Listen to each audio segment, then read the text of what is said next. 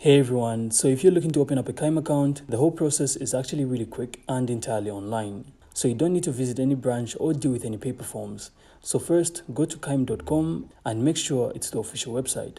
So right at the top, you will then be able to see a green button that says Get Started. So simply click that to begin your application. So you will then be asked to enter a few basic information. So things like your first name, last name, and email address. So once you continue, you then have to enter your date of birth. Then click continue. And after that, Chime will then ask for a few personal details like your phone number, home address, and social security number. So don't worry, this isn't a credit check. Chime just needs to verify your identity since it's a real financial institution. So once you submit your information, you will then be showing the Chime spending account and optional savings account details. So you can choose to open both at the same time if you want. Actually, most people do this, since the savings account helps you automatically save money from each paycheck. Next, Chime will then send you a confirmation email, so simply open it and click verify to activate your account.